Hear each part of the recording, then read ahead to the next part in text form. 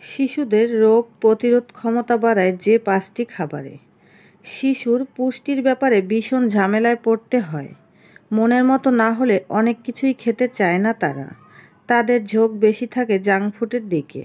এতে স্বাভাবিকভাবেই সম্পূর্ণ পুষ্টি না পাওয়ার কারণে নানা রকম রোগ তাদের তাড়া করে।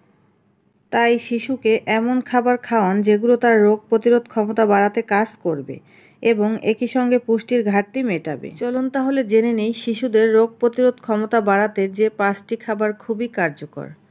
ফল ও সবজি। মৌসুমি ফল সবজিতে থাকে রোগ প্রতিরোধের যাবতীয় উপাদান।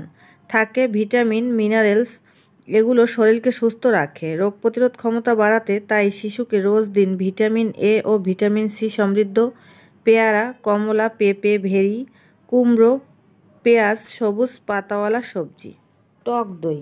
রোগ প্রতিরোধে টক দই দারুণ উপকারী।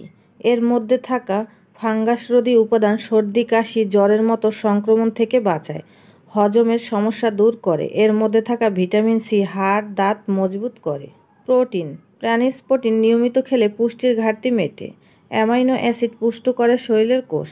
তাই মাছ, মুরগি, পনির, ডিম, দুধ শিশুকে ঘুরিয়ে ফিরিয়ে খাওয়ান। বাদাম। আখরোট ও কাঠবাদাম ওমেগা-3 ফ্যাটি অ্যাসিডের পরিপূর্ণ। ফুসফুসের সংক্রমণ থেকে বাঁচায় এর মধ্যে থাকা ভালো ফ্যাট। তাই টিফিনে বাচ্চাকে দিতে পারেন এই 2 বাদাম। মশলা যেমন রসুন, আদা, হলুদে প্রচুর প্রাকৃতিক অ্যান্টিঅক্সিডেন্ট আছে। এগুলো শরীরকে জীবাণুমুক্ত করে সহজেই, সংক্রমণের হাত থেকে বাঁচায়, বাড়ায় রোগ প্রতিরোধ ক্ষমতা।